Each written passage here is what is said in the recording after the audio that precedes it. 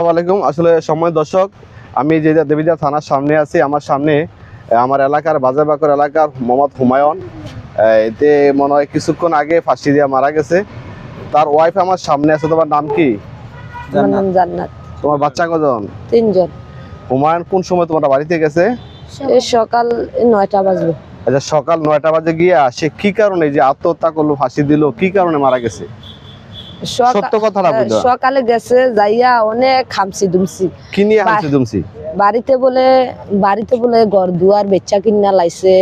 হের বাইয়ের কথা কইলো, হের বাইয়ের বলে কইছে কয় দৌড়ে টুরে বড় ভাই জয়লন রে দৌড়ে টুরে আইছি।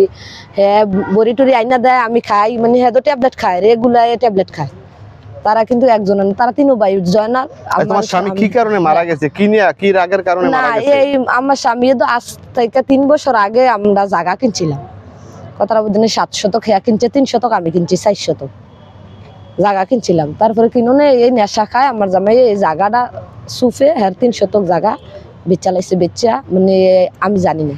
তো আমার 4 শতক, তো 4 শতক আমার তো কাওলা লাগবো, আমি কাওলা দিছি। তারপর 4 শতকের টাকা দিছে। মার কি রাগের কারণে, কি গুসা মানে মারা গেছে? আগে দেখো না কি কারণে মারা গেছে, মানে আজকে হাসি দিয়ে একটা মানুষের জীবনের শেষই এটা বলে দিছে। কি কারণে মারা গেছে কথা বলো। কি কারণে হে মারা গেছে এটা তো আমার কাছে এটা তো আর কইছে না। কথাটা বুঝেননি আপনি? কথাটা বুঝেননি মানে আমার নামে তো আমি 4 শতক জায়গা রাখছি। আমার স্বামী যে সময় এক সময় জেলও গেছে, 1 বছর জেল গেছে। আমি কাম কইরা বিকাশিকা কইরা আমি 4 শতক জায়গার কাওলা আমারে মারি দূর কইরা কাওলাটা দেওয়াইছে। দেওয়ানোর পরে তারপরে আমার ব্যাংকের মধ্যে দেনা ছিল। এডি না তো মানে আমি আজকে ধরো না ফটাক দিয়ে মরে গেছে না, নিশ্চয় কোন একটা ক্ষেত্র বিশেষ কারণ বিশেষ। আমার এই মূল কথাটা বলো, কি কারণে সে মারা গেছে? বাড়িতে আমার বাড়িতে গিয়া বহু হামসি দুমসি, মানে বহু হামসি দুমসি মানে ঝগড়া করছে। বললে কি কারণে মারা গেছে? এই টাকা আমারে তোরা নেশা খাওয়াই এসে আইছো, আমারে ট্যাবলেট খাওয়াই এসে আইছো, মানে অনেক বিভিন্ন কথা। মানে আমরা কাজ করি। আমি আরে যতবারই বলতেছি সুনির্দিষ্ট মারা যাওয়ার কারণটা কি, কি কারণে মারা গেছে সেটা তো আর হ্যাঁ মর বোঝানি, এটা তো আর আমার কাছে হ্যাঁ কইছে না। হ্যাঁ তো এক বাইতে হ্যাঁ ভাইয়ের বাই তাইয়া হ্যাঁ বলে ফাঁসি দিছে ও বিকালে না কোন সময়, এটা তো আমরা জানি না। হ্যাঁ হুবাতো বাইয়ে হামসি দুমসি বহু করে বলে হ্যাঁ হুবাতো বাইয়ে আইয়া সেরা হ্যাঁ নিচ্চা ফুচ্চা গাড়ি তুলে দিছে কইছে হ্যাঁ ফুফাতো বাইয়ে। আসলে তুমি সঠিক বলতে পারতো না কি কারণে, কোন রাগের কারণে সে আত্মহত্যা করছে না কইতা না। মারা গেছে কার করো? তোমরা করো না, ওই ভাইয়ের বড় মায়ের কাছ থেকে আমি একটু জবানবন্দি নেই। আসলে দেখি আপনার তো সন্তান, আজ কি কারণে আপনার সন্তান না মারা যেতে পারে, আমি একটু বলেন তো কি কারণে মারা যেতে পারে? আপনার কি কোনো সন্দেহ হয় বা কেউ প্রতি কোনো ইয়া হয় কিনা বলেন? জায়গা রাখছে, আমার লোক জায়গা কিনছে, জায়গা কিনে জায়গা বেচা এই টাকায় বেড়ির কাছে দিছে। দেওয়ানোর পরে এই টাকায় নেবে বাহার কাছে আসছে। ব্যাংকের টাকা দেখুন আমার 1,80,000 টাকা করেছে, তুলে বেড়ির ফাঁকাই দিছে। বাহার বাইক একটা তরমুজ কিনে লই আমার বাইক তরমুজটা কিনে গাড়ি ছাড়া না মারে আমি আইয়ার এসেছি আসতে। তারপরে 1,80,000 টাকা তুলিয়া ফয়তলা চলাইছে। বাড়ির জায়গাটা আমরা মাইজুমতে বেচছে, মাইজুম তার জায়গাটা এবিডি দামে দিছে, তার জায়গা এবিডি দামে দিছে। তো এই শোকে শোকে ফুটে এবিডি বাইক যেতে যায় না, জীবুত্রিও যায় না, জীবুত্রিও যায় না। তো আইয়ে যায়, আমি কইছি গো আমার মারি দিয়ে তুই আইতিস, আমার মারি দিয়ে আজ আমার পুত মারি দিয়ে। আমি এ থেকে কোন সন্দেহ যে তার মৃত্যুর পিছনে কেউ কোনো হাত আছে বলে মনে হয় আপনার? হ্যাঁ, ধন্যবাদ। জনাল তোমার তো ভাই আসলে আমি তোমার মায়ও বলছে যে এই মৃত্যুর পেছনে কেউ দায়ী মনে করে না। এখন তোমার আসলে তোমার ভাই তোমার সকালবেলা তারা বলা যে মেল ডাক দিছে, শুনলেন? মেল ডাক দিছে তারা।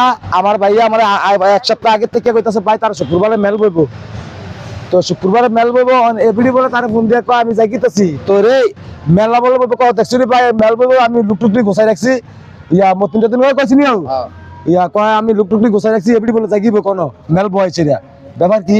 তারা মেল বয়ছে যদি ইয়া এবিডি যাইগা তো মেল করবো কার লইয়া? মেল তো এবিডি লই হইতাছে। অন্তে আইছে একলা সকালবেলা আমি করে অঙ্কা যাচ্ছা নামাজের পরে না বলে যাবি, নামাজের পরে যাইস অঙ্কা যাচ্ছা। তো তে আবার আইছে আইয়া বলে শুনছি ইয়া আমরা ওর থেকে এবিডি বলে ইয়া কইতে চাইল বাইতলো এবিডি কয় না বাই দিতাম না, কয় আবার টেয়া দে, কয় টেয়াও দিতাম না।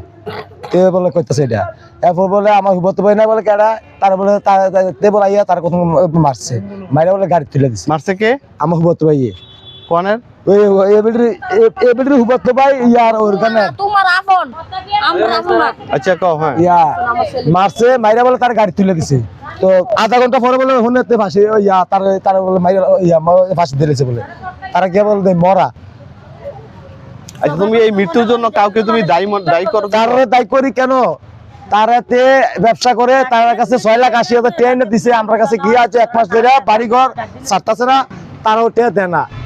তো এই টেয়ার লাগিয়ে তার লোকে কাপতাপ করলে এবিডির কাছে টেয়ার লাগিয়ে কাপতাপ করলে এবিডি বলে সাবানা করে ফলাবেন না করো ঘুরে রাখে, তার কই নিত তে আমার কাছে কয়ে গেছে সত্য যেটা এটা আমি মূল্য করে যান সাবানা করে ফলাবেন। আসলে দর্শক, থলের বিড়াল বেরিয়ে আসবে ময়না তদন্তে, আমরা অপেক্ষা করব ওই ময়না তদন্ত পর্যন্ত। এখন আসলে তার গর্ভধারিণী মা দেখেন তো সন্তানদের হারে একবারে বাকরুদ্ধ হইয়া একবার নিচে বসে আছে, মনে হয় যে তার মতো অভাগী আর দুনিয়াতে নাই। দর্শক, তার একটা সন্তান আছে, এই সন্তানটা থেকে আসলে আমরা সত্য কথাটা নেই। তোমার যে বাবা মারা গেছে, তুমি বাবার বড় সন্তান না? আর তোমার বাবা কি কারণে মারা গেছে, ফাঁসিটা কি কারণে দিছে বলে তোমার মনে হয়? মালো কাজ করে গিয়া মোহাম্মদে গাড়ি তুলে দিছে। মারছিনি মোহাম্মদ ইয়া মোহাম্মদে দুটা সটকানি দিছে। আচ্ছা কেডা সটকানা দিছে? মোহাম্মদে আমার ভাই আর হুয়া তো ভাইয়া। হ্যাঁ তোমার আব্বার ফুফাতো ভাই তোমার আব্বারে দুইটা সটকানা দিছে, হ্যাঁ এরপরে তোমার মায়ের সাথে কাজ করে দুটা সটকানি দিছে। অর্থাৎ কি তোমার আম্মার সাথে তোমার আব্বা ঝগড়া করে এজন্য তোমার ফুফাতো ভাইয়া তোমার আব্বার ফুফাতো ভাইয়া তার মারছে? হ্যাঁ দুটা সটকানি দিয়া আমার লোক আয়া গাড়ি তুলে দিছে। এরপরে ফাঁসিটা কখন দিল গিয়া? এইটা তো আমি জানি না। আসলে ওই দেও তার একটা বাদ বড় সন্তান, তার মুখ থেকে যেহেতু কথাটা পাইলাম, তার মায়ের সাথে ঝগড়া করে বিদায় যে তার বাপের ফুফাতো ভাই তাকে মারধর করছে। তো এই মান অভিমান করে সে তার রাগটা কন্ট্রোল করতে পারে নাই বিদায় আজকে সে আত্মহত্যার মতো এমন একটা জঘন্যতম সিদ্ধান্ত নিয়ে সে আত্মহত্যা করছে। আজকে তার মা, তার পরিবার, তার কি উপায়রা হবে আমরা? হ্যাঁ বলো। যদি ক্যামেরা যদি আজকে হ্যাঁ আধা ঘন্টার ভিতরে গাড়ি তুলে দিত, তাহলে আধা ঘন্টা পরে হ্যাঁ অবশ্যই আমরা বাসায় আইতো। বাসায় নাই, আধা ঘন্টা পরে আইছে হ্যাঁ লাশের খবর। এও আইছে আমার কাকার কাছে, কাকার জি বিয়া দিয়ে রাখছে না, ঠিক আছে, এ জায়গায় বিয়া দিয়ে রাখছে। আমার তালতো বে ফোন দিয়া কইছে যে এমনি এমনি আপনার বাড়ির হুমায়ুন ফাঁসি দিয়া জুইলা রয়েছে।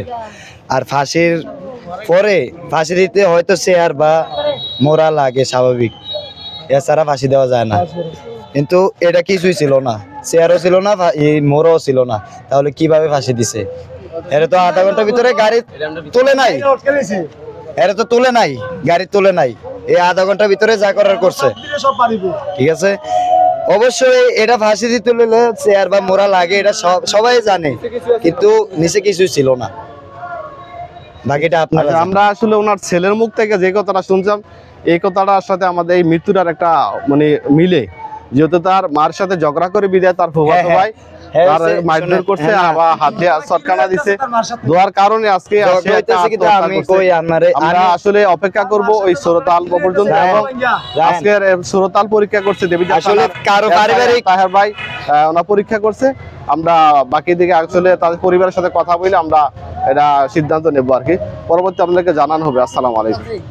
এত লাগবে চাই না স্বাভাবিক না, এই যে বড় এই শোনেন, এই মামা আচ্ছা 1 মাস ধরে সকালে কি লইতেছে আমার মামার মাথা সমস্যা আছে, কারণ কি রে যেত এই টেনশন বাহে কইছে আমার কাছে এই রাও